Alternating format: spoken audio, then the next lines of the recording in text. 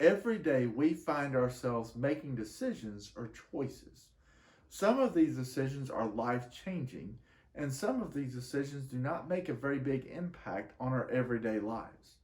Proverbs chapter 18, verse 13. He who answers a matter before he hears it, it is folly and a shame to him. The decisions that are life-changing are the ones that we need to make sure we are spending time weighing the choices we have, considering the outcomes, and hearing all sides of the matter. 2 Kings chapter 3, Jehoram became king of Israel. Verse 2 tells us that he did evil in the sight of the Lord, but was not as evil as his mother and father were. He made three big decisions. First, he made the decision to put away the sacred pillar of Baal that his father had made. But he did continue in the sins of Jeroboam, who had ultimately made Israel to sin. Verse 3. The second decision came when Ahab, Jehoram's father, died. The king of the Moabites decided to disregard a regular payment that had been made of 100,000 lambs and wool from 1,000 rams. When Mesha, king of Moab, made this decision, Jehoram had decided how to handle the rebellion. He chose to join forces with Israel and attack the Moabites. The third decision comes during this time of conflict with the Moabites. The armies of Judah and Israel had taken the route that led through the valley of Edom.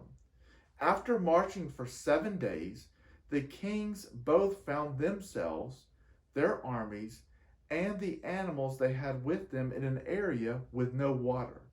Jehoshaphat, king of Israel, suggested getting advice from Elisha because the word of the Lord was with him. Jehoram's third decision was to seek the advice of Elisha concerning the lack of water in the area. In doing this, Elisha told them water would fill the ditches around them. He also proceeded to tell them how they would defeat the Moabites. Verses 15 through 19. There may be times that we find ourselves letting earthly things come between us and our relationship with God.